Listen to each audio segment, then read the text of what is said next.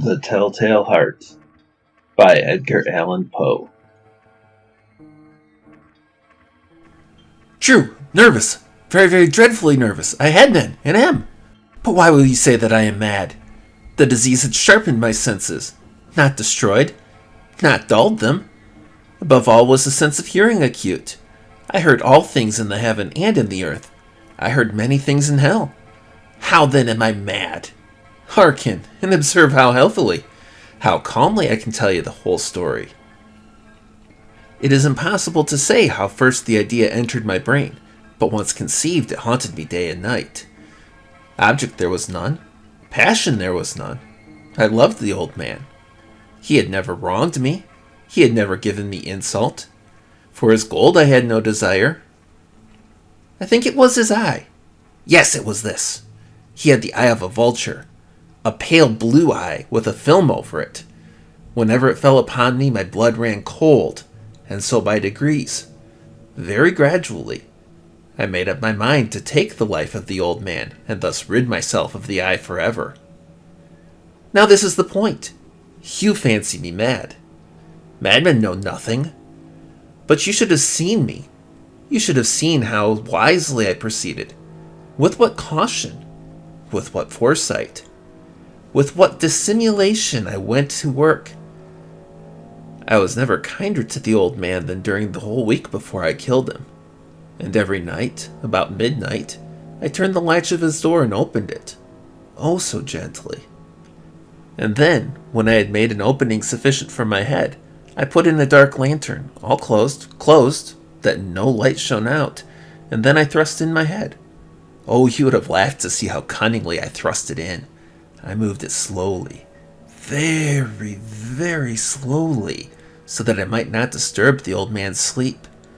It took me an hour to place my whole head within the opening so far that I could see him as he lay upon his bed. Ha! Would a madman have been so wise as this? And then, when my head was well in the room, I undid the lantern cautiously. Oh, so cautiously! Cautiously, for the hinges creaked.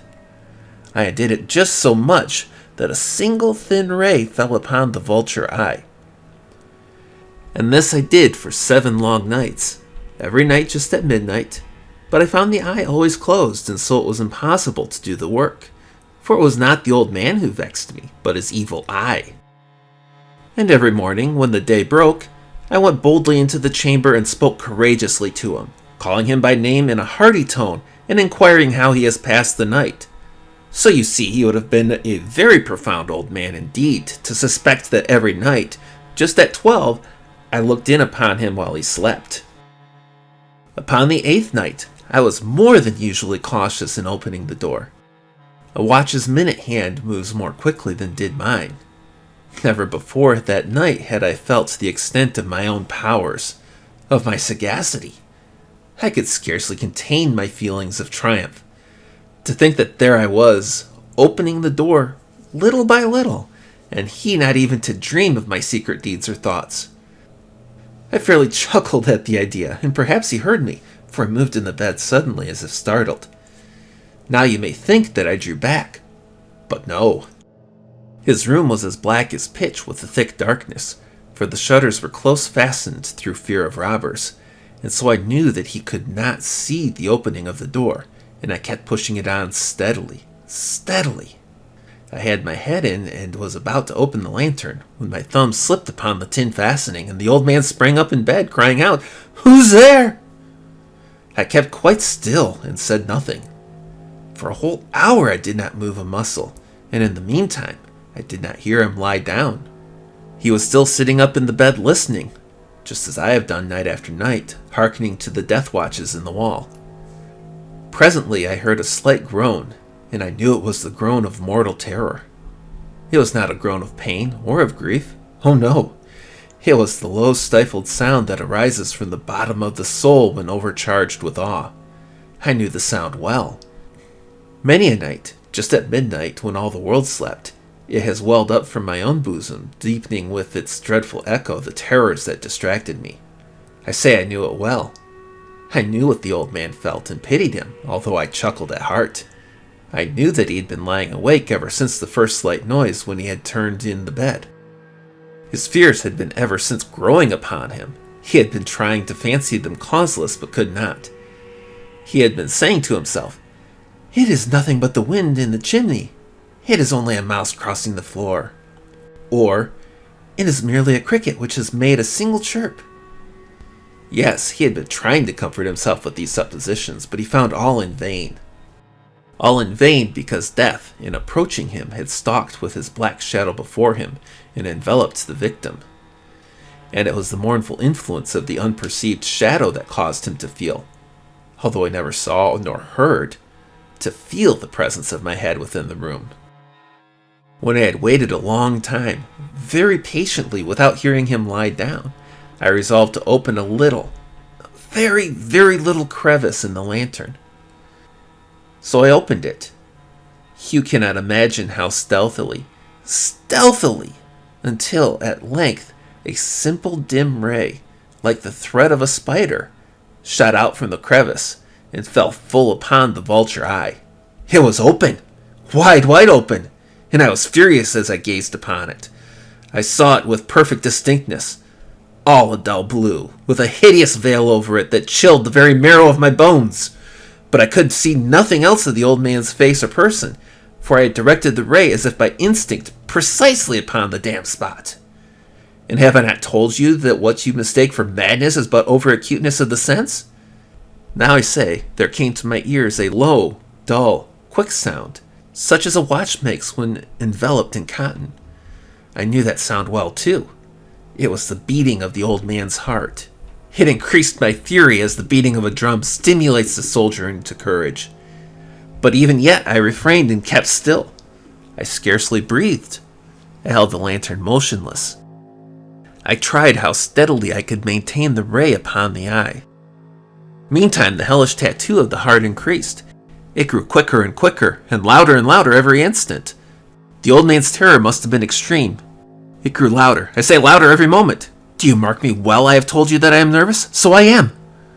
And now, at the dead hour of the night, amid the dreadful silence of that old house, so strange a noise as this excited me to uncontrollable terror. Yet, for some minutes longer I refrained and stood still. But the beating grew louder. I thought the heart must burst. And now a new anxiety seized me. The sound would be heard by a neighbor. The old man's hour had come. With a loud yell I threw open the lantern and leapt into the room. He shrieked once only. In an instant I dragged him to the floor and pulled the heavy bed over him. Then I smiled gaily to find the deed so far done. But for many minutes the heart beat on with a muffled sound. This, however, did not vex me. It would not be heard through the wall. At length it ceased. The old man was dead. I removed the bed and examined the corpse. Yes, he was stone dead. I placed my hand upon the heart and held it there many minutes. There was no pulsation. He was stone dead. His eye would trouble me no more. If you still think me mad, you will think so no longer when I describe the wise precautions I took for the concealment of the body. The night waned and I worked hastily, but in silence. First of all, I dismembered the corpse. I cut off the head and the arms and the legs. I then took up 3 planks from the flooring of the chamber and deposited all between the scantlings. I then replaced the board so cleverly, so cunningly that no human eye, not even his, could have detected anything wrong. There was nothing to wash out, no stain of any kind, no blood spot whatever. I had been too wary for that. The tub had caught it all. When I had made an end of these labors, it was 4 o'clock, still dark as midnight. As the bell sounded the hour, there came a knocking at the street door. I went down to open it with a light heart, for what had I now to fear? There entered 3 men who introduced themselves with perfect suavity as officers of the police. A shriek had been heard by a neighbor during the night. Suspicion of foul play had been aroused.